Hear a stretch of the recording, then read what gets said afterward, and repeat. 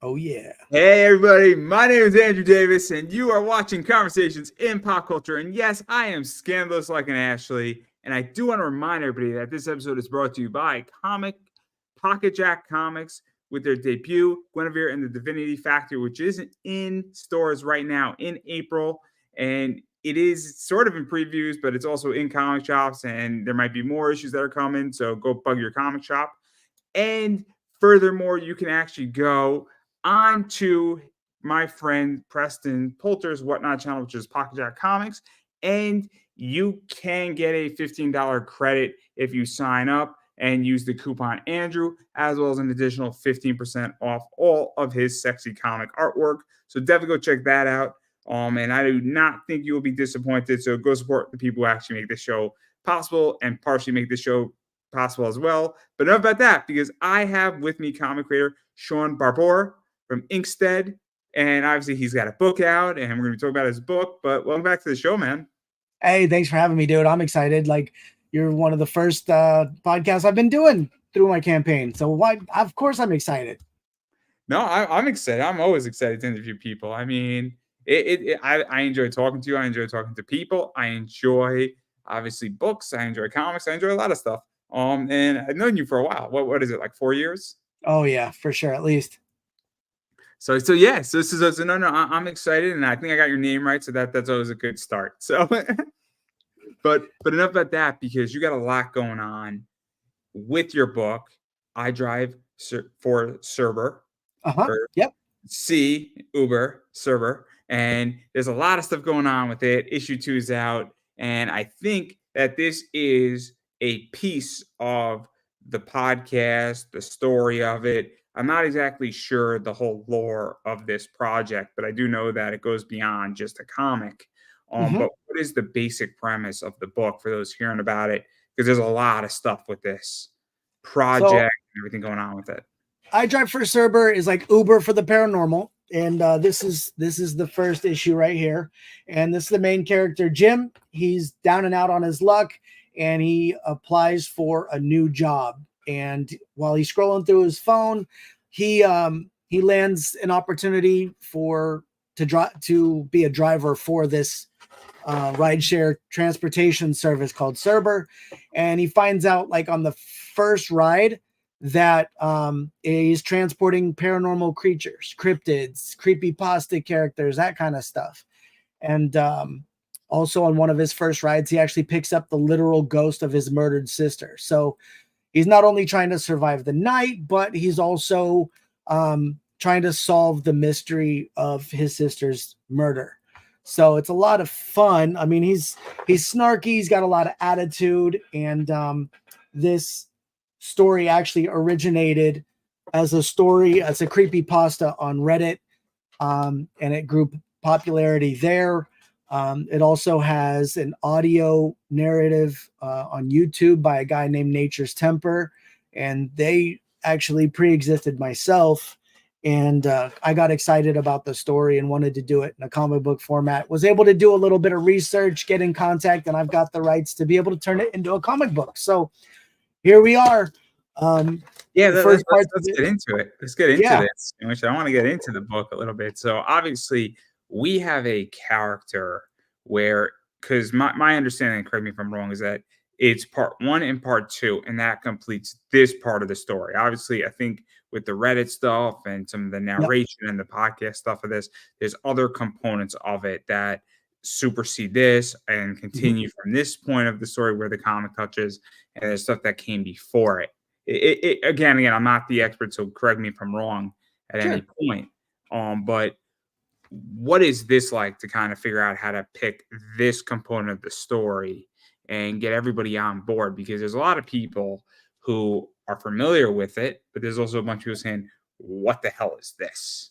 Like, yeah, no, I in the current, I think the trend that's out there is people are into paranormal stuff, and they're into like true crime, murder mysteries and stuff. So this part of, let's say, Jim's story, I found it kind of intriguing, and I thought it would fit well with interest in people, what they're into, and because of the way that it is told, it allows for more characters to be introduced, and it's got that individuality to where if somebody only wanted to look at one issue, they could look at the one issue. If they want to pick up the 2-issue story arc, they can do that, and it lends itself out to spider out into other rides. And so it has a lot of opportunity for growth, and this felt like a good jumping point for it.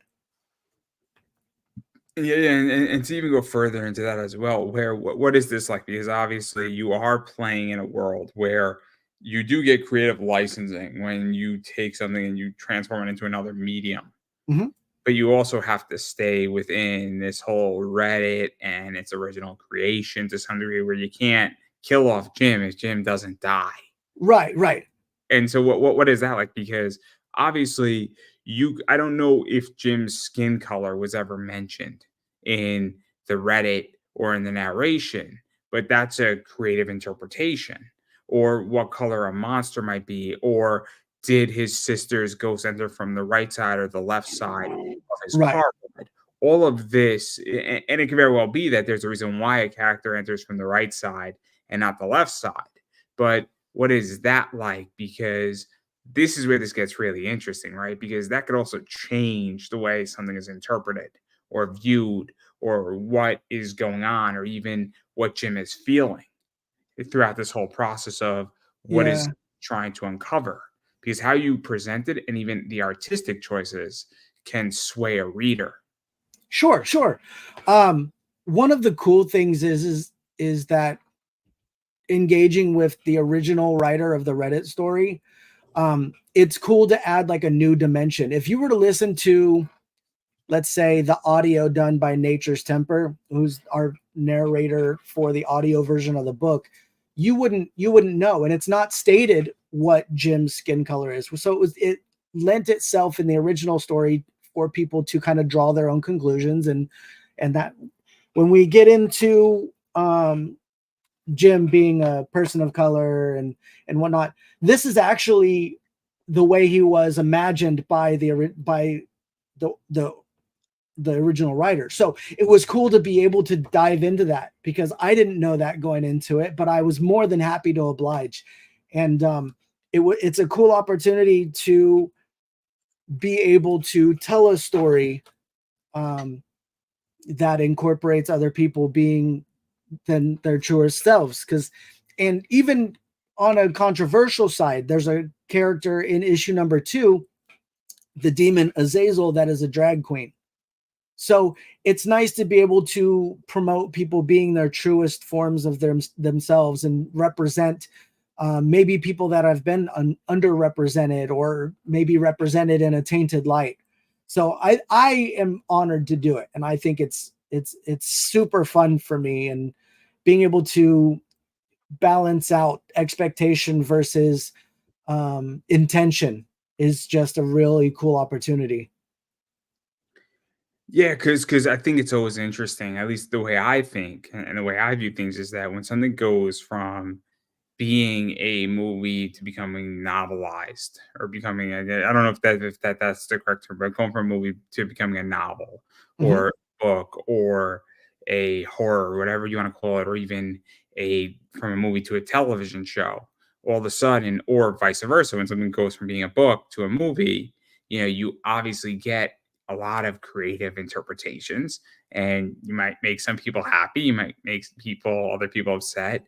And then when you have a Reddit post that has a huge fan following, Yeah, now you're playing at a different level, where if you have 4 people liking something, it's a lot easier because there's less criticism. If you have 40,000 people doing something, now all of a sudden, it's kind of like you're opening yourself up for criticism if you fuck something up. for sure. And honestly, there is fan fiction that already exists with Cerber. There is another sideline story that people have grown to love, which deals with another character completely within this Cerber kind of universe. And it's challenging, but I haven't had anybody really question me yet. So everybody's been really supportive. Nobody has really spoken against it, and people are interested to see kind of where it's going. I'm delving in currently to backstory and stuff that already exists, but going on, I already have issue number 3 already scripted, and that's really fun because that is one of the cliffhangers that hasn't been fleshed out for the second half of that story arc yet. But what's really, really cool for me is that if we do good on, like, say, this campaign and go on to issue number 3, there's a possible tie-in with my comic book Belial and Cerber, which is fun to merge those ideas and go into new territory with an existing property and have that mutual respect between everybody that's involved to be able to take it in that direction, which is super fun to me. And it like I said, it's more than humbling. Yeah, no, I want to touch upon that in a second, but I do want to talk a little bit more about issue 2, because obviously there's a lot of stuff going in play in issue 2. Yeah. Because obviously there's this position where Jim is thrown into having access to potentially figuring out something that has haunted him, haunted his family, affected his life in many ways, and figuring Yeah. out who killed his sister and why. Yeah. And so now he's dealing with some crazy shit, for lack of a better word, because he's dealing with an angry customer who he drove. The ghost of his murdered sister's in his car, and she's talking to him, giving him some access. But even I don't think she has the full picture of who killed her, per Yeah. se, Yeah. exactly, and why. And then there's some other stuff going on. So what is this like too? Because it's an interesting story at this point, where I don't think that somebody trying to uncover who killed their family member is the interesting part. The interesting part is that that person has come back from the dead, Oh talking yeah. about it. And it's kind of like, okay, what do you do now? Well, that's what's fun in issue number 1 is you actually do learn in the first issue that she does know who it is. They do know kind of their name, like, and that kind of comes in and sets it in for issue number 1. And in issue number 2, the killer actually contacts Jim. And so it's like he's just bold-faced, arrogant, like he's the shit. Like I said, for lack of a better way to put it. He's arrogant, he doesn't care, he's smug, and he's ready to face off. And he's like, you want to do something about it? Then let's do this. And so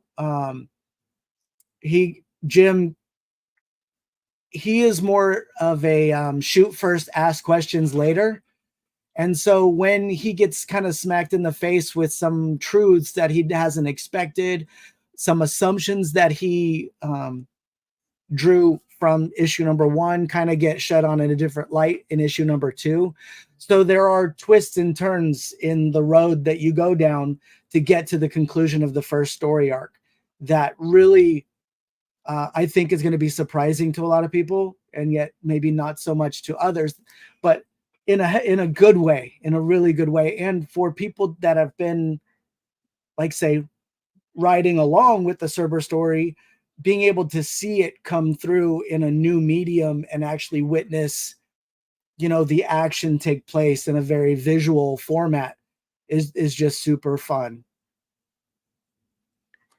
No, see, this is where this gets interesting as well, because obviously when we talk about stories, right?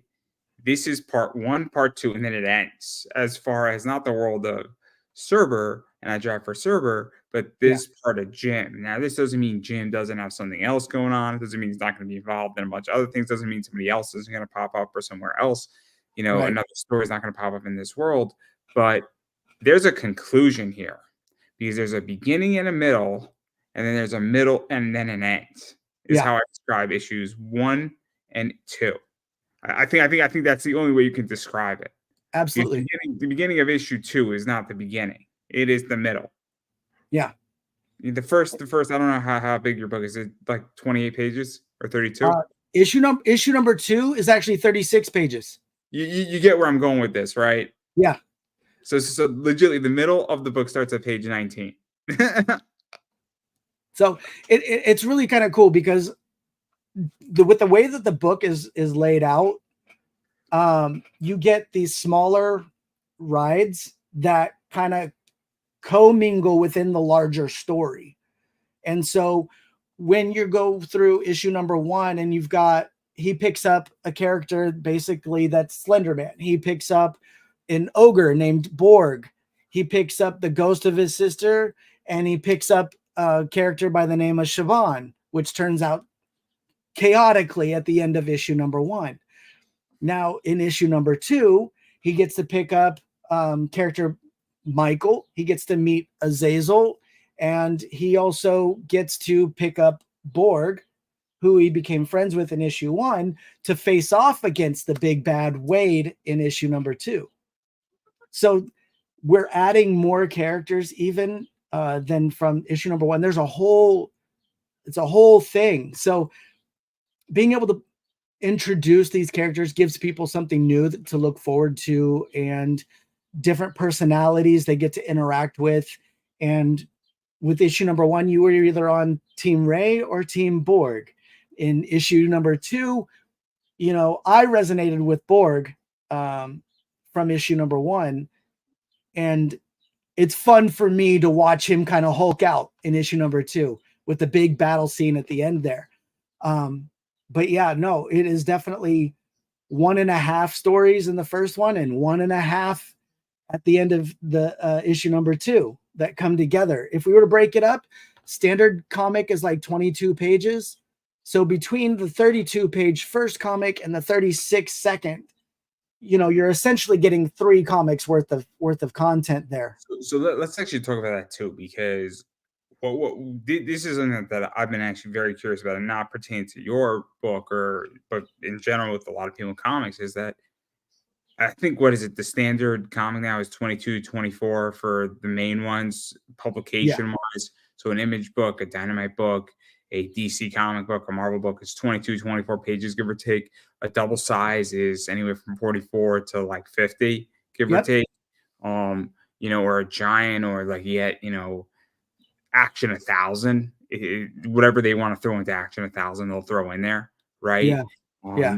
That's just the way DC runs it, which makes sense. But I feel on indie comics that the standard at this point has to be 28 plus, because I think there is a different standard now where you can't have a 22-page book. I mean, I'll be very honest. I think if you're producing a 22 or 24-page comic book and you're on Kickstarter, it's kind of like you're skimping and you're not at everybody else's level.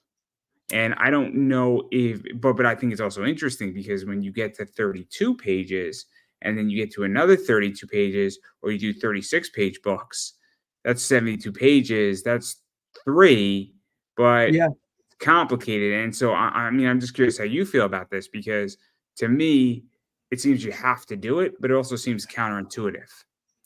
I think for me, the mainstream comics and stuff are going off of long storylines, ongoing storylines, and everything else. They already have backstory people are familiar with. They don't have to set up all of that stuff. It's like a continuation. I think if stories like I Drive for Cerber go on long enough, that page count can come down because you don't have to give that backstory. But I think in order to set up a good pace and have a good understanding to these newer titles, you've got to set it up appropriately without rushing people through it. And I think that's why I've dedicated through so far all of my own comic books with, like I said, Belial and Cerber and stuff, having the larger page count. It just allows me to tell a more complete story without leaving so many gaps. Because I mean, it's actually been on my mind for like the last year and a half, this issue where I'm like, great, you do 36 pages and 36 pages, that's 3 issues, as you stated, for the mainstream. But the issue is that if you're raising, it's more expensive, because let's say that you do your book in black and white, you still have to have it drawn. So 36 pages drawn, whether you color or you don't, you're still drawing an additional, I'm really bad at math, what is that, another 12 pages? Versus mainstream. So what is that? At least another 1,800 to $2,000, give or take. Oh, absolutely. Even just for colors, like if you're going through that, like, and I ink my own book, so I save money there. But you know, I reclaim it in spending it for the color for Cerber. You know what I mean? But my where I'm going with this is that but then if you raise the same amount that you would raise, you have to ask for more money then. Yeah. When you do that, when you have a longer book, and this is my whole thing, is that to me, this is why I say it seems counterintuitive because, and I don't know who said I'm going to do 28 pages, and then it became the new standard because it actually seems that it's counterintuitive. Where I think everybody in comics and you guys should be aiming for 24 pages. And I Yeah. understand your pacing issue, but it seems like this is setting up people to economically fail. To a I degree. I think it may have to do with the ability and time frame to put out comics. So like for myself, I might be able to do 2 stories a year of my own. I might be able to work on other people's in the meantime to help, you know, flesh out some other things. But the anticipation of the stories, I like to feel like I'm giving people, because they're not paying mainstream prices. They're paying a premium price point for an indie comic book. So I know for myself and a lot of other creators that I kind of converse with, we want to be able to give people, you know, a value. Now I know people that are doing super great comic books that are even only 18 pages. So where they fit are the type of books that they're telling. Some of the stuff that is maybe more your skin books might be a lower page count because that's, you Oh, know, I mean, people aren't going for the big story. You know what I mean? I'll be honest. If somebody gave me 18 pages, I'm like, what the fuck, too? Yeah. If somebody gives me 24 pages of a good story and 24 pages of a good story, I'm happy. If somebody gives me 22 pages, I'm happy. But Yeah. 18 pages, I'm like, what the hell? If I'm giving you 15 bucks, you're giving me 18 pages, that's a little expensive. That's 75 cents a page that I'm Yeah. buying. You know, if I'm giving you $15 and you give me 30 pages, I'm paying 50 cents a page. No, it's more. It's more. Actually, no. Yeah, my math is right on the first one. My bad. But my point is that the reason why I say it's counterintuitive and why this becomes, I think, an issue is that there's less money I feel in comics right now, Oh, and getting for sure. funded is harder. And I have my own economic theory about it, Mhm. where my economic theory is rooted in the fact that in COVID, people weren't going to work, so they Yeah. weren't spending money on their car, on gas, maintenance on their car, train transportation, lunch at work, going to concerts, going to the bar, going to outside venues, going to the ball game, going to cons, Yeah. and also money was dirt cheap. Money had almost a 0% interest, and there was no expenditure to borrow money during COVID, none whatsoever. Yeah. And now money is very expensive to borrow. It's very expensive to use. Inflation sucks. People Yeah. are back in their office at least 2 or 3 times a week, in certain respects. That means your car is getting more maintenance. That means gas is happening. That means if you were paying a toll to go to your job, you're paying a toll 2 or 3 times a week. We're in So that rebound area. Yeah. and then on top of that, you have inflation. On top of that, companies aren't necessarily giving bonuses or raises.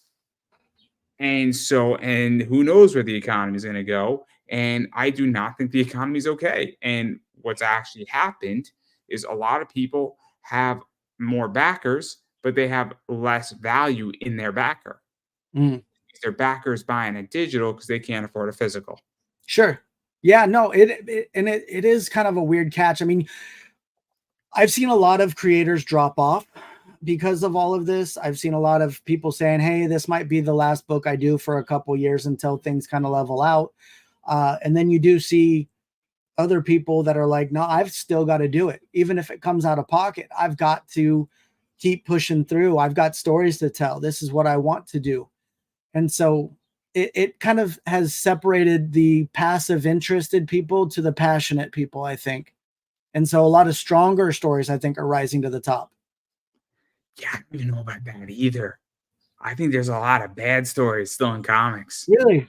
I think a lot of people are tough And I think, I think that there's plenty of people say I'm in this for life, right? Yeah. So I'm sorry, everybody. I'm gonna say this right here. You're gonna have to deal with me as a podcast for the next 30 years. I'm not going anywhere, whether my show is good or bad. But that doesn't mean I have a great show. That just means I'm not leaving. Right. And that's what I Right. think is happening in comics, is that I think a bunch of people said I'm not leaving, where I will make this happen. And if that means instead of doing 4 books, I'll do 3 a year, or I'll do 2 a year, but I'm not leaving. And I think this is an issue of business more so than anything else. I mean, there are comic shows that say we're the indie comic business show. And I'm like, no, you're not. Because if you were Yeah. the indie comic business show, you would be talking about, great, I made a $500 surplus. Where do I put that $500? That gets me not to the next hump, but how do I turn that $500 into 5,000? How do I turn that 5,000 into 25,000? And you'd be talking about, do I print 100 books or 200 books? And do I presume a debt in the short term for the long term? So what I Yeah. think's happened is that I think a bunch of people are passionate, and I think we're really discovering, and I hate using the phrase the boys and the men, but I don't think we have very good men, and in this case, men means very good creators right now in comics. I don't. Yeah. I think it's 50-50 I at think best. the desperation of COVID and everything else has triggered a lot of people into reaching out in new areas and trying to create these new ideas. And some of them have been resonating and some of them haven't. And all of us as creators, we all get excited for our own idea. So it's getting harder to connect with people that are not starved for entertainment anymore. Yeah, I think you make a really good point. I think, and this is what I'm curious about. So I agree, where I love new ideas, right? As somebody who enjoys finance, enjoys music, enjoys, sports, I love new ideas. I Yeah. just got involved and interested in power slapping.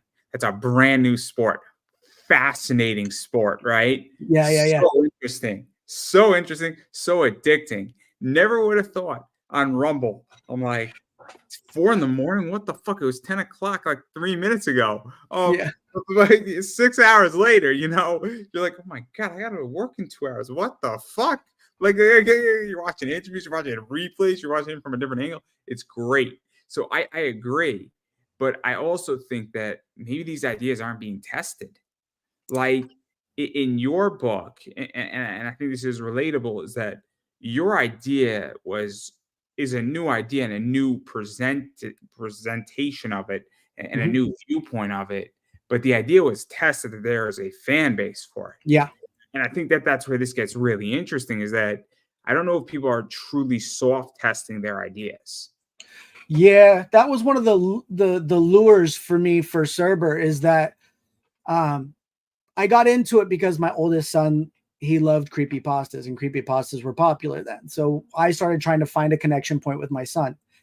When I was reading these, then I found I Drive for Cerber on Reddit, and then I discovered that it had already a fan base, fan fiction, audio, a bunch of stuff. And so I was like, you know what? I think I can represent this in a way that would be positive and supportive of the existing property. And I'd like to get into this, and it works. I love the recipe for it. And I think other people would enjoy the meal that is I Drive for Cerber, and serve it up on a plate that is something that people have already tasted. They've sampled the goods, and now giving them a, they've had the like a 3-star story that has the potential for a 5-star meal, and being able to take all of these things, which is why I've taken the novel format, the long format, and I've taken the audio, these pre-existing, and I've made sure to support those platforms in bringing it together with the comic book, in making an audio visual presentation of the book as well as the standard version. So making sure that people that have grown to love it as it existed and incorporating that into what I'm bringing to the table has been kind of fruitful, I think, and allowed that extended accessibility for people.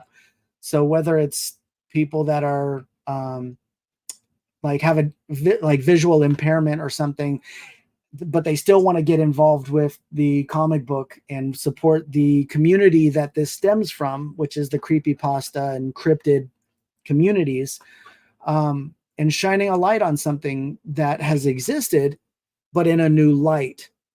I felt it was a safe investment, and you always look for a sure thing when you're investing, minimum risk. And to me, this had the minimum risk, maximum benefit to the whole community.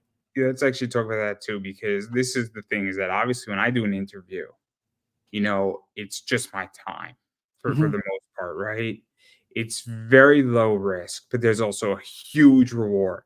Because once I do an interview, I can cut that interview up and then it's in my backlog. If I cut, this interview up into 6 spots and then I throw those 6 spots out into somewhere in 6 months from now, and then they generate me content, all of a sudden, who knows, one of these pieces could hit and then I get 300 views on it, or it's Yeah, just in my library.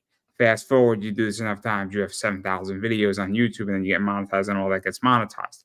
you're right. Very, very, very low risk for a very high potential. And I think that's where this gets interesting is that I think everybody in comics is trying to say, I want to hit a home run and I want to win the game. But I think that people need to learn you got to get on first base first. That's why I've stuck to having shorter run comic books. Some people jump into this game and they're trying to go for 101 issues.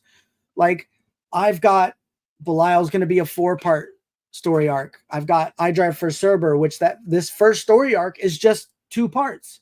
You're going to get that, and it's something that I can then take to shop to larger publisher entities.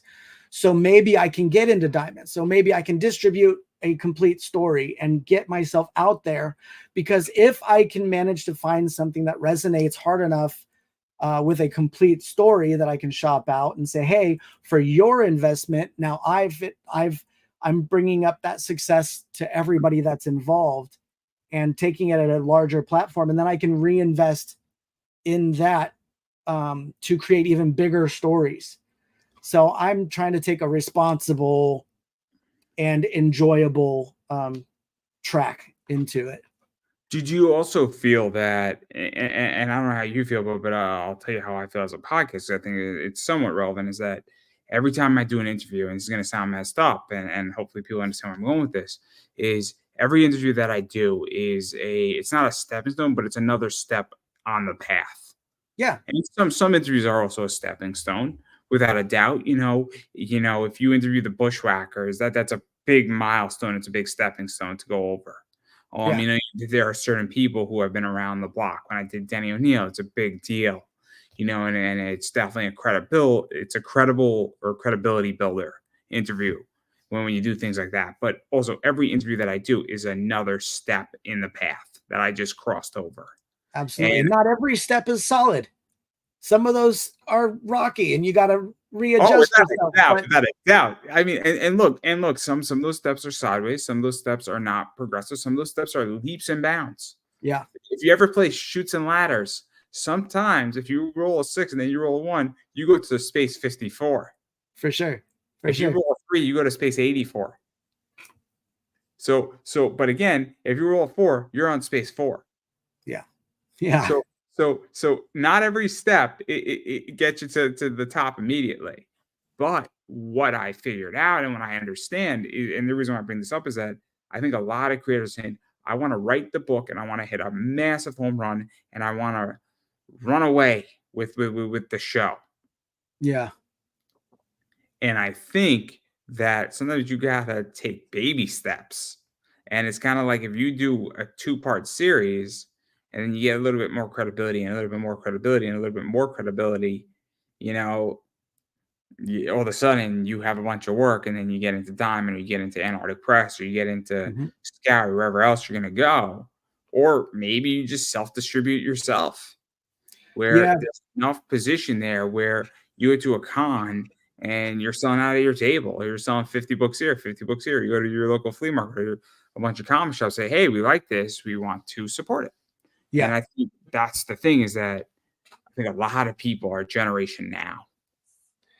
Yeah, and I know that, like, for myself, what I've been trying to do is establish like an identity with the type of stories that I make. And so I don't stray necessarily too far from my original interest. I'm not doing a children's book and then an adult book and then so, what I do have is stuff that has similar interests. So Belial, of course, I make with Chuck, and Cerber. Who's This has Chuck been a bridge.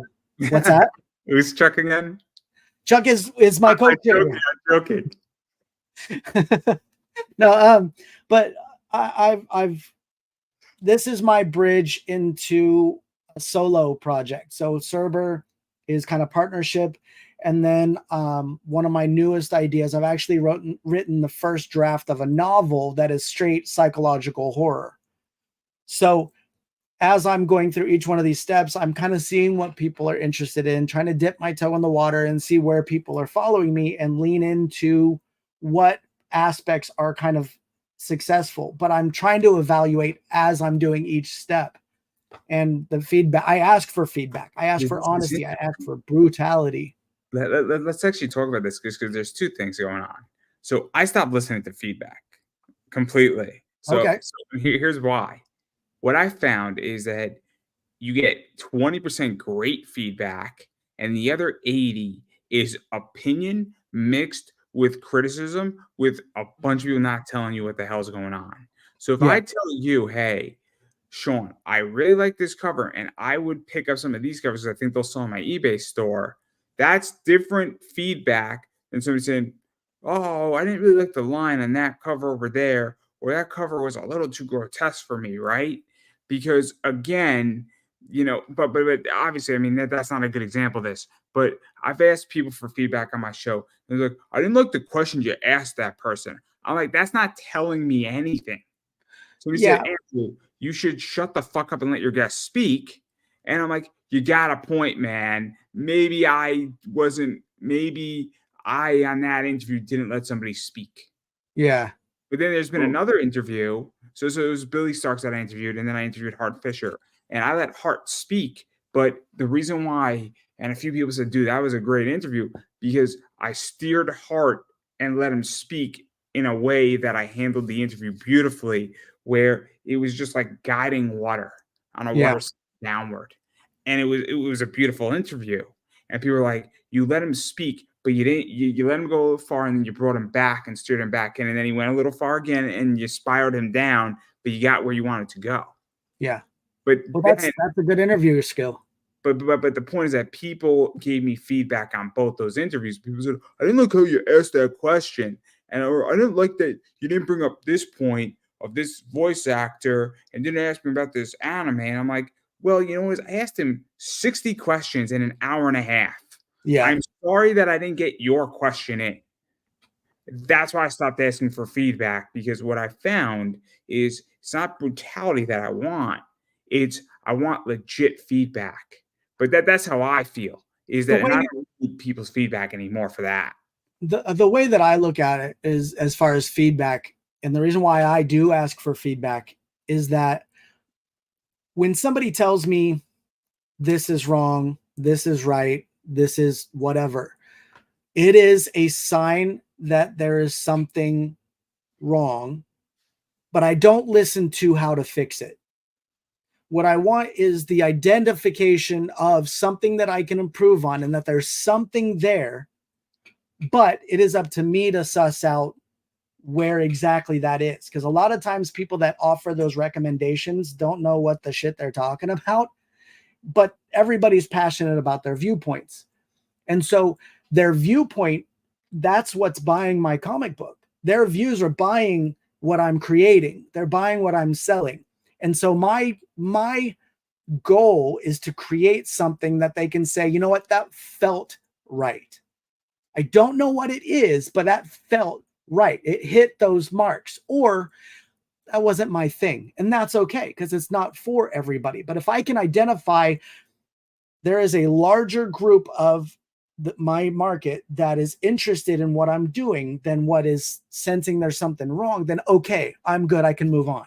No, I feel you on that. In which that I know when I hit gold, and I know when I'm on the money, right? And Yeah. my audience knows when I'm on the money.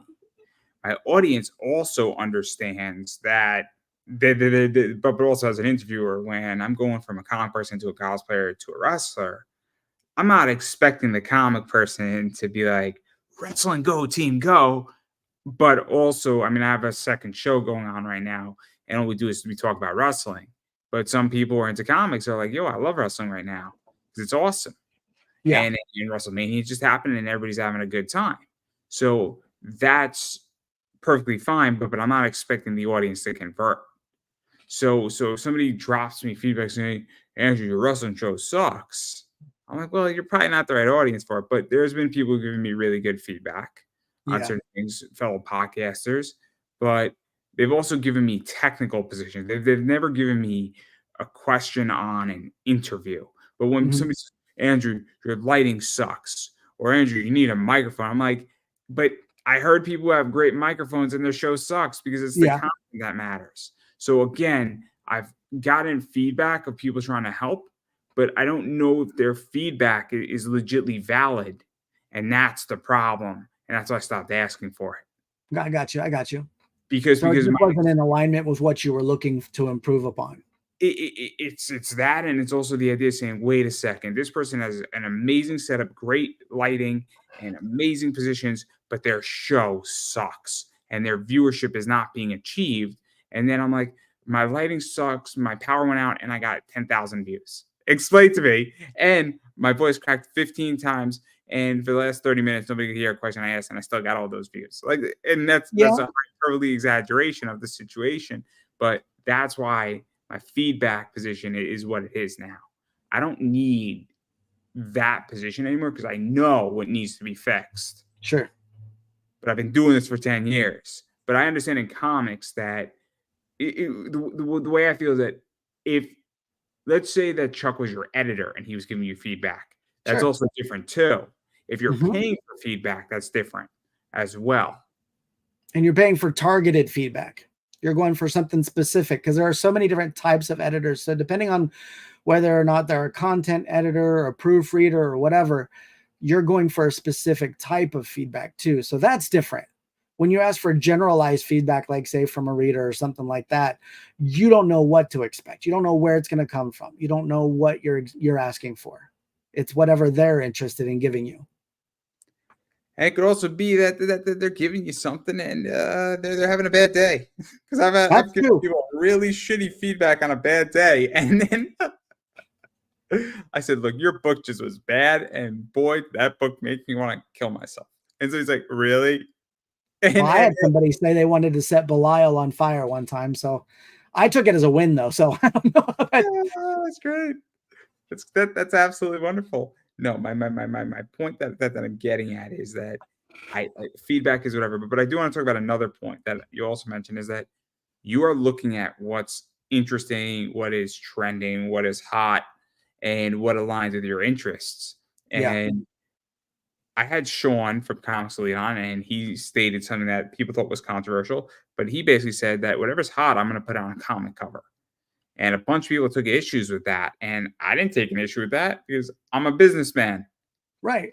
I buy and sell books. I just bought a bunch of Taylor Swift books, everybody, because I know Taylor Swift is hot in Oh, more than for one sure. way. And she makes people jealous. Because when you're dating Travis Kelsey, he could do 3 things at once now.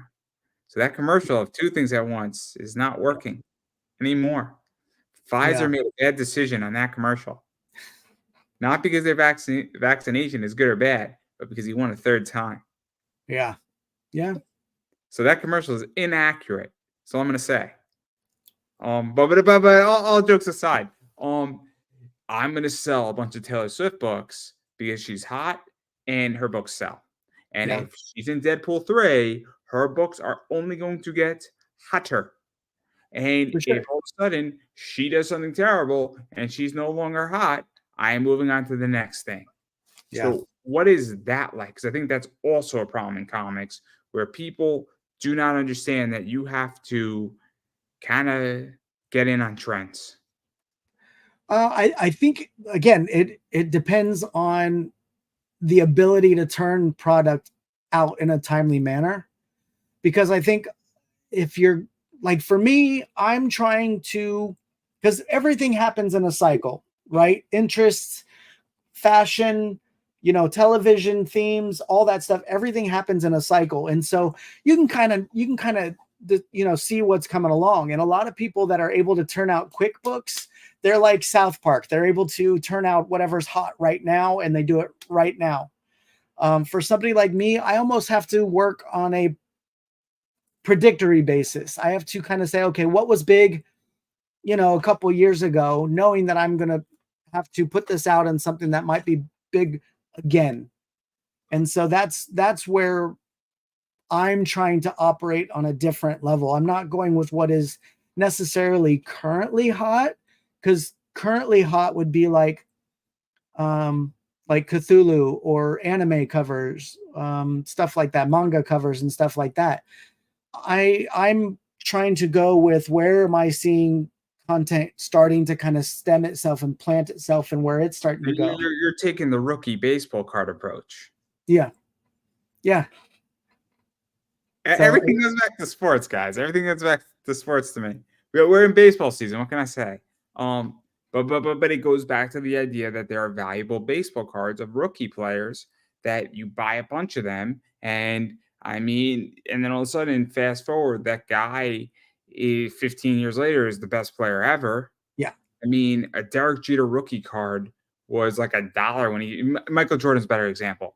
Michael Jordan's rookie card, you could have bought that in his like third year for $50. And then fast forward, you could sell that rookie card right now in a graded 9 for $5 to $6 grand. Yeah, it's crazy. See, yeah. So that's the thing. I guess if you were to put it in those terms, I'm trying to, scout out the rookies versus trading existing, players that are already big. There's nothing wrong with trading players already big. No, there's not. And that's why there's a lot of people that are nailing it right now. It depends on which league you're playing in currently and how many games you can play and what time frame. You're mentioning something interesting. It also depends how much cash flow you have. It also depends what your bigger goal is, right? Yep. So for instance, and this is going to equate back to me because I think again, hopefully this is relevant and hopefully it helps people. But if I get a big name, so if I get Keith Garvey on my show, right? Big, great artist, fantastic, love Keith. But then I get somebody who's brand new, like Lance Footer I had on. Lance Footer is beyond talented, is going to be huge, and is going to be a superstar. But if you get Keith Garvey draws an attention, but then Lance Footer, you're betting on Lance Footer to be the next big thing. Mm-hmm. So it's very important to have both of those things. So I've had somebody like Danielle DiNicola, who has 600,000 Instagram followers on my show. But then I had a cosplayer who had 100. He's like, yo, you want to talk to me? Why the fuck do you want to talk to me, man? I'm like, it's like your Green Lantern cosplay. It's like, yeah, man, let's do it. I'm like, yeah. Because guess what? What happens if he's the next big thing? I look really good. Right. And but again, I don't know if my friend Darian Turner is going to be the next big thing, but I'm still happy we did the interview. Yeah. But again, if I can do 100 cosplayers and 80 of them have to be unheard of, and then the 20 have to be superstars, because somebody from that 80 will become the next superstar. Oh, sure. It's that risk versus reward. You have to, like I said, it's everything that every move you make is an investment. Sometimes you're going to take one that's a known entity and low risk, high reward. And then there's ones that are, your 10 to 1s and you're just feeling lucky that day. And it works out. But that's the same thing with everything that we do.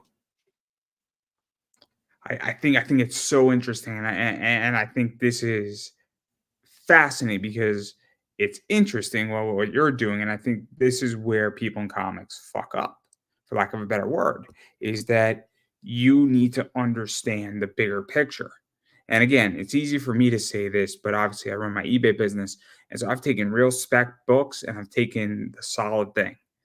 And I've done things in between. Like I know the Taylor Swift books that I bought today are golden. Yeah. I know they're golden, right? I know that, and then I know I bought a baseball card on Monday, and I sold that thing within like 5 hours. I don't even have it. And I'm not gonna have it for 80 days. It's crazy, which is even crazier. So I'm gonna take the money that I made from it, lock it up into a high yield interest account for 2.5 months, get my 4% on it, and then it's terrible. And then after the card shipped out, and then it'll be a really good trade if I pull a low number on that card. Oh my god, if I pull number 16, the 16 versions of that card, oh my god, that's going to be an unbelievable trade. The Yeah. card was a $70 card. Nice. It wasn't expensive for Dwight Gooden's Met jersey retirement autograph card. Hmm. What's crazy is that I bought two, and the one that I sold paid for both. See, that's nice though. That feels good. That feels amazing. Feels amazing. I'm gonna throw a lot of bonus cards to him though. To the guy who bought it. I don't know where he's from, but he got a good deal. I got a good deal. Everybody got, because I wasn't yeah. it. There were people asking like 180 for it. I sold it for like 140. Which is good. Which is good. I made what I needed to make. He made what he needed to make. Get it for. Everybody was happy. But anyway, I digress. But yeah, this is where I think everybody's messed up on this. See, this is why I want to have these conversations. Well, I know that I'm taking a little bit of a different approach. As you know, I mean, like you said, we've known each other for a while, but I have a very big collaborative and community-based mindset. I have the Indie Comic Conspiracy on Facebook. It's about community and helping everybody else rise up. I'm the best helper there. I can tell you that. Yeah.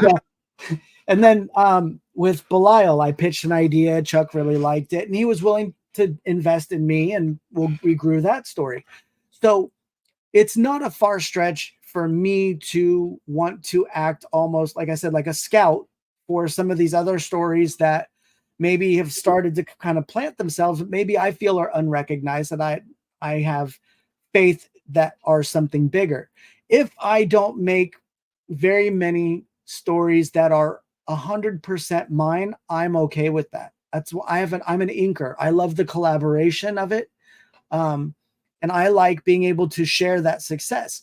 I want the success of Cerber to go back to Mofucius, the original writer, Scott Pye, who is Nature's Temper, the audio. I want it to go back to Kyron Silva, who did the pencils, and I want it to go back to Kenny Aiken with colors. I want to be able to share that and watch everybody else rise. And if they can look back and if they get more successful than me on a bigger scale, but they still look back and they're like, you were pivotal in making it what it is and who I am. Thank you. Let's actually talk about that, because right now, I'll just say it, I think a lot of people in comics are selfish. I think a lot of people are in it for me and me only. Yeah. And I could tell you that I didn't come into comics, I didn't come into interviewing to be about me. I came into this to be about something bigger than me. Now, it's my show, and I have an ego, just like everybody else has an ego. No problem. I think it's crystal clear that I have an ego, and I'm sure a lot of other people have an ego as well. But at the same time, I also recognize that when I'm interviewing somebody, I'm helping them out. And what I'm experiencing right now is people only hit me up when they need me. And people are now hitting me up saying, could you interview the people I'm helping out to do their book, because I like your show and you're a really good interviewer for people who need it. And I'm like, great, but they're paying you to do X. Yeah. I've also been in circumstances where a booker is getting paid, charging his client, and then he wants me to interview his clients. Right. That are paying him. And so there's been a problem in comics where I think there's a very selfish component going on right now. And I think it's been here for a while. And I don't know if it's ever going to leave. I don't. Probably not. I mean, as long as everything's going around the way it is. I mean, even on launching a Kickstarter, you'll get, on the first day, I think I got like 8 to 10 people spamming me saying, hey, we see what you're doing. We see you didn't fund within the first, 2 hours. I can help you be successful. But then you look and you're like, but you haven't backed anything. Your profile doesn't have anything. But people that are unknowledgeable will still go in for that, which is why that exists, you know? And it's really hard because I also see people that are marketing themselves as comic book promoters and taking a paycheck from that and then digging into people who are like, they are if you want. oh no, I'm good on that, man. But there are some out there, and there's where I got no problem. I'll state it. I mean, if you don't mind, I'm going to ask you publicly if you have an issue with me saying who I have a problem with who does that. I don't have any problem with your with you stating from your viewpoint either at all. My viewpoint is that Jeffrey Haas did it the wrong way, where he hid the fact that he was getting paid until people were booked. And that's part of the problem too, is that if you hide a fact and then I find out that person paid you $600 over 3 months, my reaction is, what the fuck? Yeah, then you're taking advantage of two people, not. No. He didn't take advantage of his client. His client got what he wanted. Okay. And Jeffrey got what he wanted. Are you sure they got the return that they were hoping for on that investment? That's different though. They took a risk. They didn't get taken advantage of, right? Because they said, I need somebody to book me on shows. If Jeffrey got him on 20 shows, that's not the problem. Jeffrey did his job and his client was not taking advantage. Okay. Completely understandable. The issue is that I didn't get paid and I was deceived. Yeah. That's the problem. So if Jeffrey says, my client's paying me money, he doesn't have to disclose, but I want you to interview him for free. Do you agree? I could say no. That's the difference between, like, say, if I come to you and say, hey, would you mind interviewing me for Server, versus, hey, could you, I'd like to go to you for this guy because I like what you're doing. Then you are shopping out and trying to catch on behalf of somebody else versus yourself. I'm not. It's like different when I come to you. It's different if you said, hey, Andrew, could I bring somebody to the interview we're doing? Yeah. That's also different. Yeah. Most people say, yeah, sure. Unless you knew it was a problem, right? Mm-hmm. If I have a real issue with somebody, I say, look, I like you. I have a real problem with him. We don't get along. I'm not interested. Right? Mm-hmm. So I've said to people, I said, look, you have a relationship with him. I'm not dealing with him ever on my show. Don't bring him. You bring him, we're done. And people say, okay. And you're not establishing yourself. You've established yourself in the arena that you want to exist in. That's different too, because you're not begging people for their interviews either. So it's not working the other way around either. They're coming to you because you have established an identity that is positive to what their intention is, versus you wanting to build something that doesn't exist yet. And the mistake Jeffrey made, and I have no problem stating this, and I'll happily talk to Jeffrey about it, is that the mistake he made is that I have buy me a coffee. I have, a cash app. Why don't you say to your clients, hey, I deal with Andrew and I'm going to be booking 30 guests on his show in the next year. Let me throw him $10 here. Let me throw him, let me say, hey man, whose book do you want? I'll take care of it. And you go back to everybody and say, look, you got to do me a solid. I got you on a lot of shows. I'm charging you a below fair rate. I need a book so I can send it to him. Well, you're essentially the venue at which a band plays at that goes through whatever the marketer is for that. So let's say the venue, their son loves Metallica, right?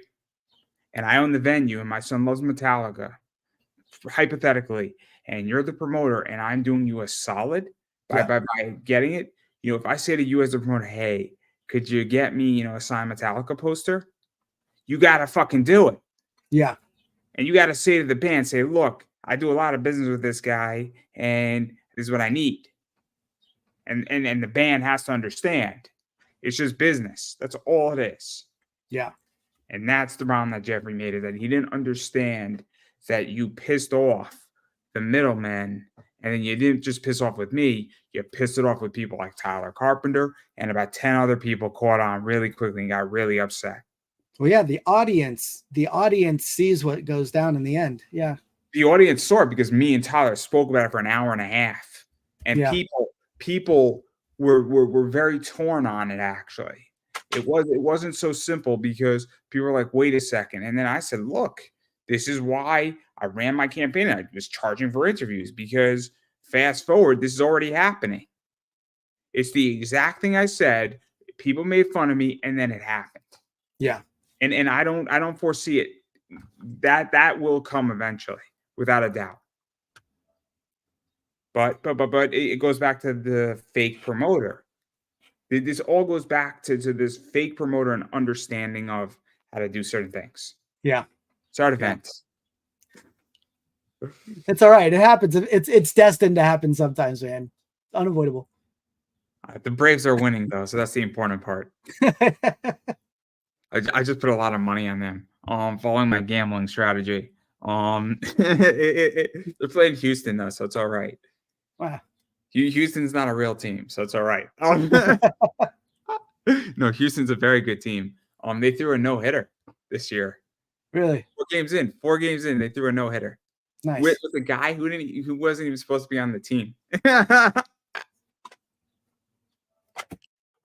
Talk about craziness, right? That's wild. Yeah. That should have been a bet prop, right? That's how things align. Yeah. You parlay that. Guy is in AAA, 3 injuries, gets brought up, no hitter. It's a 5-leg parlay. And if you win, you get money and you get free tickets. That's the payout.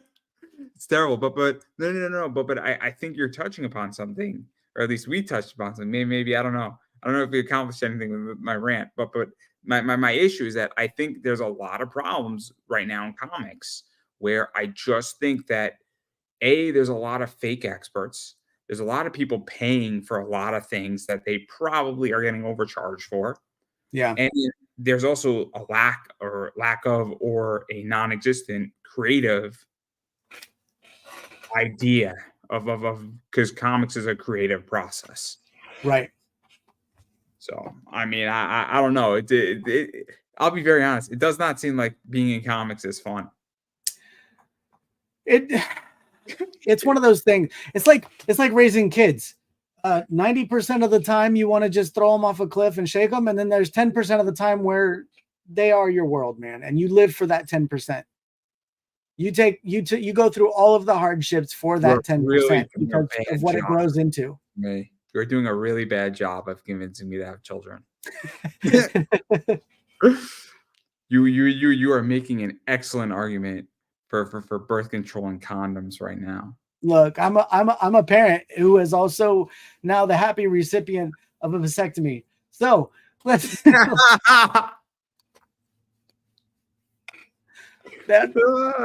knowledge is king. Let me tell you. Oh my God, there's so many things I could say. We're again. I have a sponsor till June, and Preston will hopefully Preston will renew. Hopefully, but if he doesn't, I'm good anyway. I'm good for another year, everybody. So you're stuck with me for another year. So you're all gonna have to live to learn with me. Hells yeah. And I will find another sponsor. Miraculously, I always survive. I'm kind of like a cockroach. You just can't kill me. Which is crazy how they eat and absorb moisture. Oh my God. It's amazing, but it's disturbingly disgusting, but also fascinating. But anyway, but I think this is interesting. So I mean, I like talking about shop of comics and business of comics and figuring it all out. And I actually think it's refreshing that you have a very collaborative mind. Because what you seem is that you say, hey, look, I want to make money with people. Yeah. Them to make money. I want them to have success. And I just don't see that in comics right now. It's a hard thing because a lot of us have kind of accepted the fact that there's not money in making comics. So the next best thing for me is making more comics and building relationships.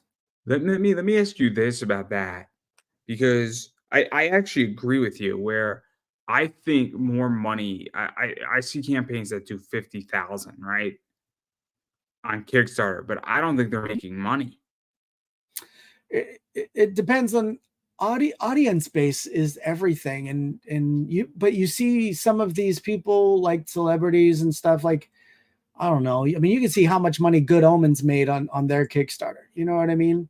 I mean, Just I'll state this, and I'll state this to be very honest. I mean, I have a real issue right now with people on Kickstarter. Like, I have a real, and I actually think I'm in the right, and I'm going to get shit for this. I have a real issue with Pat Chan on Kickstarter. mhm. And here's my issue is that you're doing almost 20 campaigns. Same thing with Dustin Burnell. I like Dustin, I like Pat. But my issues with them is that you're doing a lot of campaigns, one or two a month, Yeah, that's a lot. and you're not fulfilling your campaigns fast enough to do that. And I'm not saying you're stealing. I want to make that crystal clear, but I feel like you're bending the rules where I Yeah, there's think some people. you need to calm down, and I think Kickstarter needs to say, hey, we like what you do and we get that you're raising a lot of money here for us, but your books are late, man. Now, here's the thing, though. In order to do that with Kickstarter, you have to earn what they consider a creator in good standing. So you have to maintain that standard, and you have to have so many percentage up to X amount. So this campaign is technically the one that decides whether or not I'm in a creator in good standing. At this point, moving forward, while I'm waiting to fulfill this one, I can technically start another one, but it's up to me to maintain that chain. If I skip a step anywhere along the way, I lose it. So at some point, Kickstarters recommend like realizing that they are fulfilling within their version of a timely manner. But they're not. That's the thing. They're not. Hmm. They on any legal position, and there is going to get a point where lawsuits are brought against Kickstarter on this issue, without a doubt. It's coming. Are they Um, doing it all under the same name, or are they creating separate accounts and running them? it's both. It's both, Okay, so that, and yeah, I'll make an argument saying it is owned by the same person, and that okay, they are essentially the same company. If okay. you have 4 accounts and you are all operated by the same person, that is an umbrella company. That, yeah, and that's not a healthy practice. That's kind of It deceptive might at the be, very least. legal. Kickstarter might be looking the other way, but I think there is a fair argument to be made saying this is bending the rules, and I think this comes down to the position, because I'll be honest. I think I'll tell you exactly how this is going to end. This is going to end in Congress with legislation. This, Okay. this is how it's going to end. It's coming, and this is the one thing everybody does not have on their comic bingo card is legislation, because there's one department that wants this: consumer protections, without a Mhm. fucking doubt. I could tell you they are a feared group in DC, and this is a consumer protection issue. Sure. Because right now, legally, you can sue somebody, a creator, on Kickstarter. So you could sue an individual because Well, you're they've got that disclaimer that it's not guaranteed. I mean, you have to go after the individual, not the actual entity of Kickstarter. do. But I'm gonna make an argument, and this is where this gets interesting. This is my biggest problem with people like Pat Chan and Dustin Burnell, and there's others. There's others. It's not just the 2 of them. My biggest issue is that when you have 8 projects that have not been delivered yet, but you're funding the next one and the next one and the next one, and you're doing 20, 30, 40, $50,000, my response is saying, bro, where's my book? Yeah, because you're funding the process. You've already overfunded the process. There's no reason. You have the type of financial backing to be able to get all of the necessary components to have multiple people involved in a timely book to be produced. It goes to the position where this is why when you said there's not much money in comics, I think that they might be doing 50,000, but they're not making that money. They might be losing money per book. It might be. It might be depending on how much they have to pay out for the I think what they're losing money on is potentially some of the art, some of the writing, but the Yeah. staffing and the printing of it, and every other component in there that goes into a business. And Yeah. that's why I think this is interesting. And I think it's really, really, really interesting. And so I stopped looking at people's campaigns. I started looking at where their houses are at, what their Mm. cars are at, how fast they can deliver. Because, I mean, in my business, I go through liquidity and I go through prosper times and then liquidity crunches, but I do pull money out of my business. Yeah. And I'm able to pull, anywhere from 40 to 60% out of my business if I want to in cash. That to me is a successful business. Nice. Yeah. I don't know if people are able in comics right now who are doing these $50,000 campaigns to pull out that much money, but they Yeah. should be able to. Once you Yeah. reach a Not certain amount of many. money, you should be able to pull out a certain amount of cash. Sure. That's why I think this is so interesting when you say that, because I look at the big guys and I'm like, wait a second, why are they late? Yeah. They That's should true. have this down pat, and it's a repeatable pattern. It's not Man, just if time. I made enough on a comic book, I would definitely be turning books, man. If I don't have the time to do the inking, but I'm pulling in big money, I'm hiring somebody that can turn that project quicker for sure. I've got to operate with honor and integrity in all things. So that's a personal standard. That's why I think this is interesting. I really think, because I agree that there is not a lot of money in comics. There's probably very little money in comics, to be honest. Yeah. But I digress. Now that I got us both canceled, the Braves are winning, by the way. So make that Nice. crystal clear. It's the ninth inning. It's the ninth inning. They're up by 2, and they have 1 out. So I'm very excited. Um, I have a gambling problem, everybody. All I do is I win. But yeah, so I do want to talk about your book though a little bit more, because you have some interesting stuff going on with that. So you got a few covers, which I Yep. was very lazy. I didn't bring them in because I was tired today. I'm sorry. Oh shit, they got bases loaded. This is exciting. Which is good because we're at the reward part. This might determine if I back your book or not. So you better hope they hit a home run. I'll watch you leap at the screen. I'm watching it on my iPhone. It's amazing. I'm watching the gambling thing. The odds are just going all the way up. I just put like $10 on the Braves like 30 minutes ago too, which is great. So I'm gonna be very excited. You're also gonna see me very sad if they lose. But it's, what the Braves give you what, like 95 wins a year. They can't win in the playoffs, but they'll give you No. 95 wins. But I think the Mets won 2 today, so that's good. I don't know anything. Like I said, I'm out of it when it comes to sports. It's all right. So what I like about one of the rewards on your book is the scenic tour. Yeah.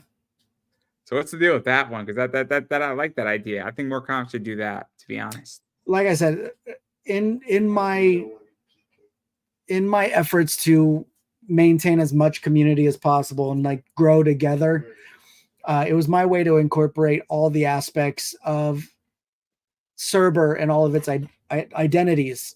So the original novelization of it, the audio, and then the comic aspect. And that was my way of bringing it all together and create a presentation that is like those read along books, like when you're a kid. So I went through and have the audio by Nature's Temper, but I also went through and did all the page turn sounds and have all that incorporated there with the whole voice acting and everything. Some audiobooks are really, really big. People are really busy. People are busy trying to make their money and don't have time necessarily to sit down and read a book. Maybe they've got kids and they've got something else they want to do. They can sit them down with this audio and say, here, look at these pictures and go along for this ride. And it was just my way of being able to make it more accessible to people, to incorporate the love that the Cerber and creepypasta community has for this story. And I wanted to pay tribute to everybody. I think it's interesting. I think it's interesting because there's like no words in there, and then you get all the medium, and you get a nice combination. And I think that's fascinating. Yeah, it worked out really well with the first campaign too, to the point that I actually have USB drives that I bring with me to conventions where I put all of the digital content on there, so people can actually get that. And that stemmed also from somebody being visually impaired.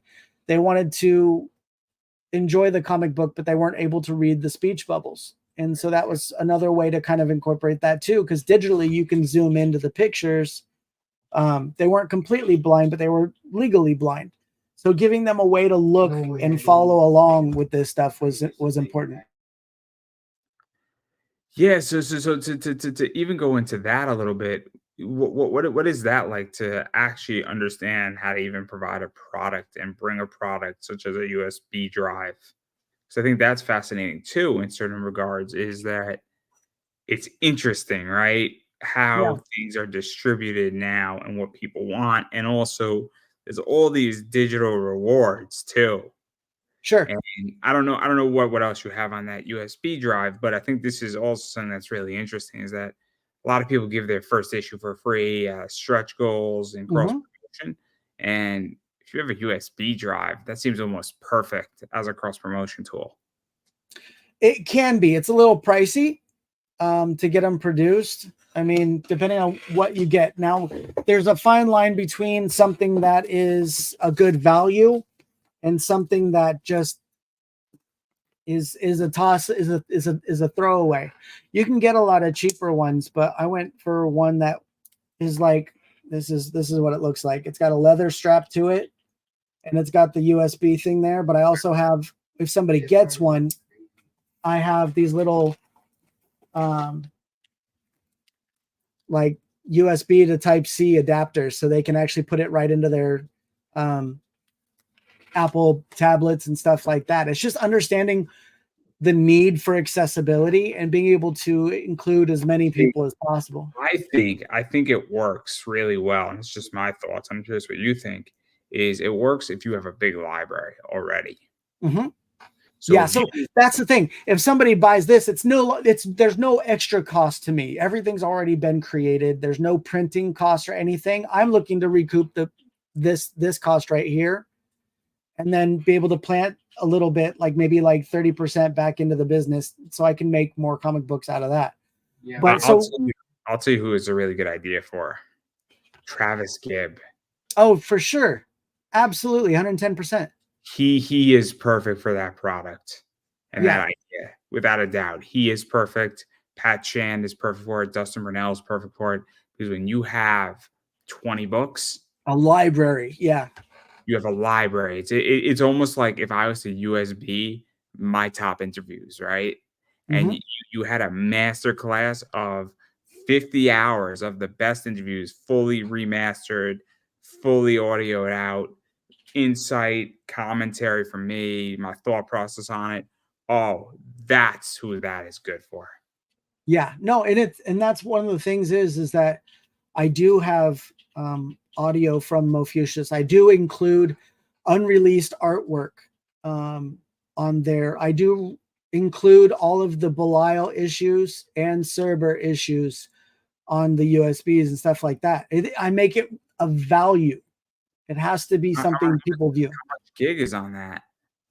These are only 8 gig.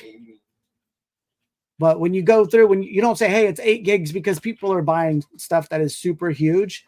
The thing is you go, I can give you 50 hours of audio. I can give you over, No, because the reason why I asked this is that the other side of this that maybe creators should figure out is somebody buys a USB drive and then can somebody upload some shit onto from their laptop at a con?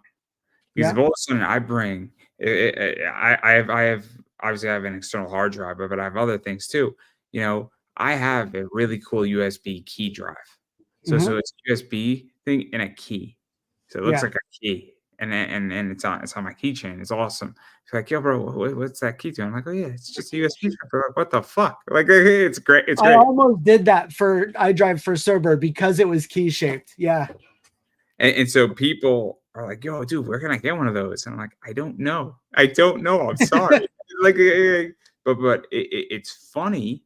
But the point is that I think that's a shift in market, because I think that'd be interesting. Is that if I have a USB drive and I can say to something, yo, dude, you got a USB, you got 10 gigs, $7, I could give you like 7 comics Yeah.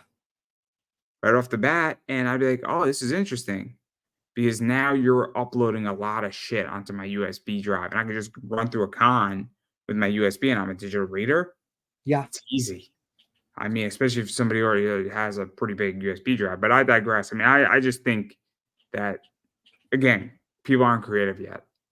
Well, that's why even at the conventions, I'll bring one of these that's fully loaded. And if somebody says, well, I don't know. And I'm like, well, do you have your phone? I'll sell you a digital version of the comic book for a quarter of the price. You want a good deal? You can get all my books. And for, $10, give me your phone. I've got this right here. I'll show you, and we'll just upload it to your phone right now. And you can take it with you home right now for nothing. And it's just another avenue. It's that immediate accessibility that helps out. No, I think it's interesting. I think it's interesting. And again, I just think that creators aren't smart, and I don't think they understand how to sell to people. And I think that that's part of the problem. I think that's part of the problem. I like to sell things to people. I like to make a deal happen. I enjoy the art of the deal. Experimentation. I had some people, when I told them I was making this, they were like, it seems like a good idea, but will it really work? And I'm like, I like it. I have it with me. Let me ask you this.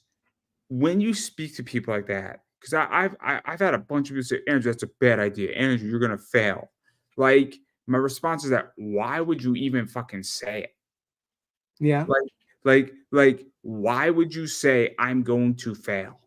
Some people view that aspect of what they're saying as looking out for your well-being. Some people, the intention is really good. The delivery sucks, but the intention and the well-being for you is what's at heart. I had some people that are really supportive in what I do tell me it was a bad idea. I still did it anyway, but the delivery of their criticism was a little bit rough, but I understand where they were coming from. You have to look at, who you're talking to and what their intention is. And, that's the way I look at it. Because I don't know. I viewed a bunch of people say, oh, Andrew, why would you print 200 copies of a cover you're going to do? I'm like, because it's going to be cheaper. And if I'm right, I'm going to make a lot of money. and the person was like, why are you going to print 200? Because why would I not do that? If I'm right, I'm going to make a lot of money. And also 200 copies of my book is going to run me $800 with cover art. Yeah. $800 to make legitly $8,000. I mean, we're talking a $7,200 spread. Yeah. No, it's a big deal. Take that risk all day. For sure. But you got to know what you're investing in. You got to know the artist. You got to know all that stuff that kind of goes into it too. Oh, I would have made it. I've had some bum deals, but I reward, man. There's a balance in there somewhere. I digress. You're going to be fine. I mean, but obviously we spoke a lot about the industry. We spoke about your book. I'm curious where you think comics are going to go. It's my favorite question beyond what we spoke about. Like, what do you see in the next year in comics? Because obviously we got a lot of stuff in the Marvel movie industry going. We got Deadpool 3 coming. Obviously, I was speaking with Darren Davis about that.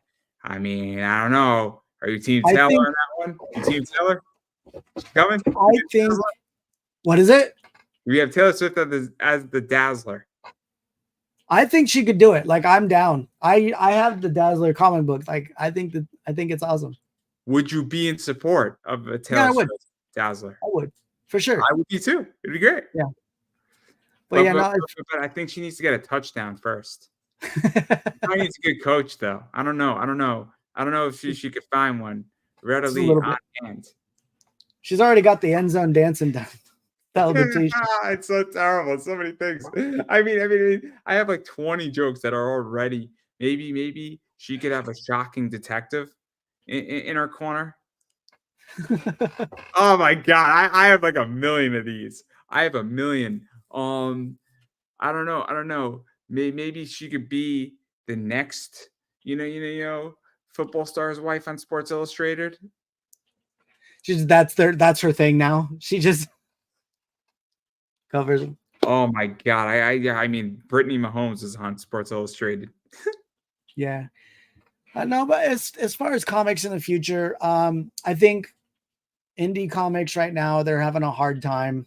But I think as the interest in new stories and with platforms like Netflix and like A24 and different things taking risks on newer type of stories, I think that in the long term, I think there's a lot of opportunities for independent creators and comic books um, to be successful in different mediums, because people are getting tired of the old tropes and the old different storylines.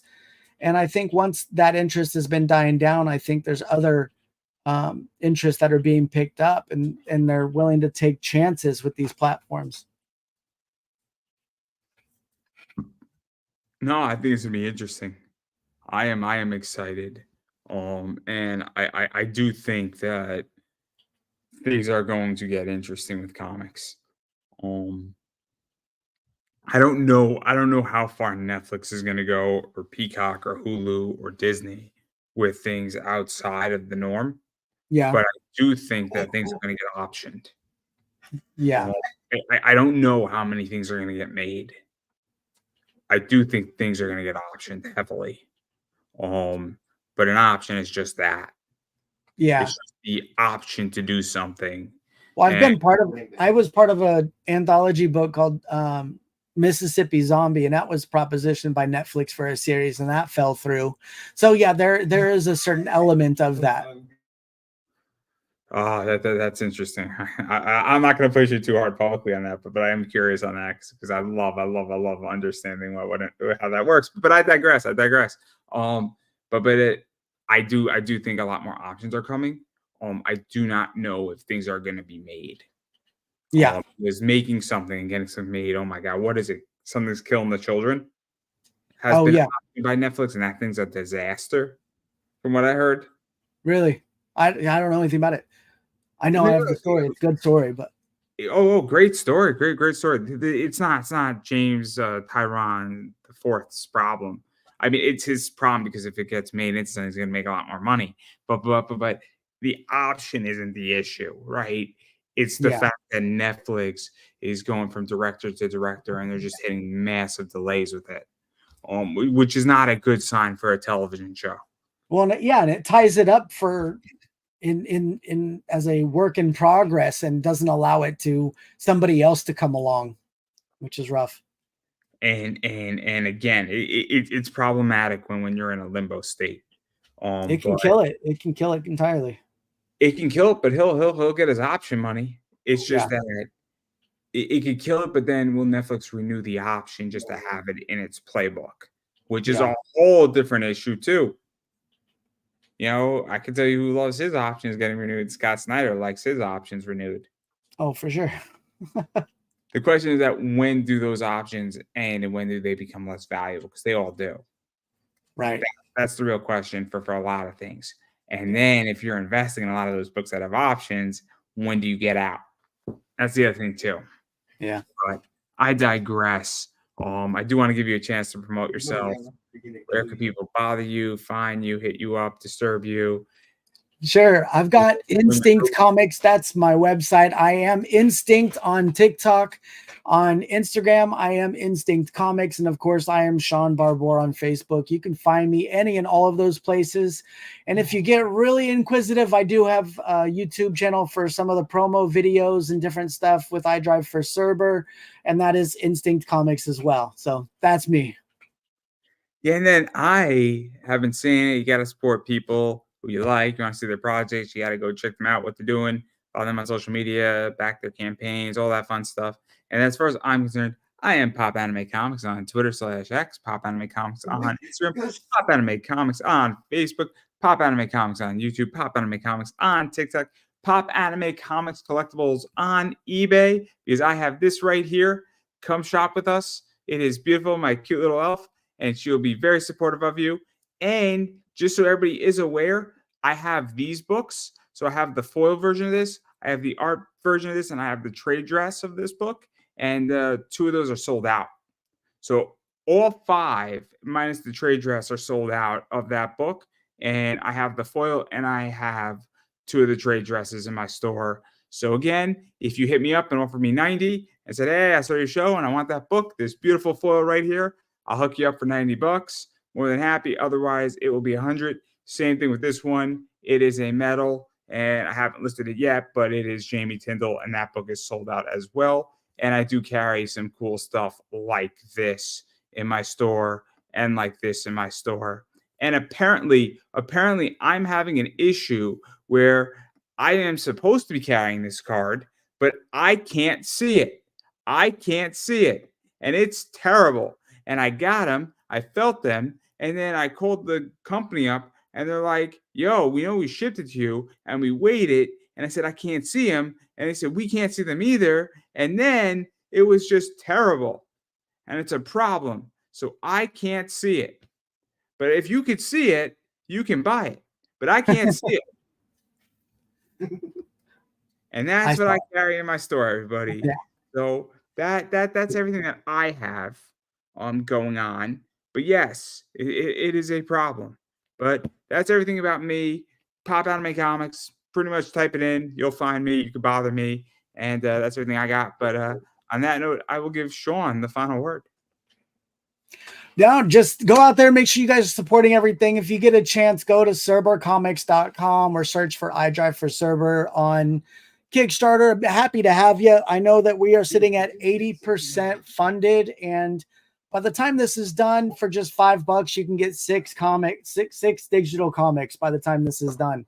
So super simple, and I'd just be happy to have you, and I appreciate you guys being here, especially you, Andrew. I mean, this would be really weird if I showed up on your channel and I'm the only one here. It would be weird, but it would be really cool. It'd be a great show. It'd be a great show. And on that note, I don't think I could have ended any better than we just did. And that is a wrap.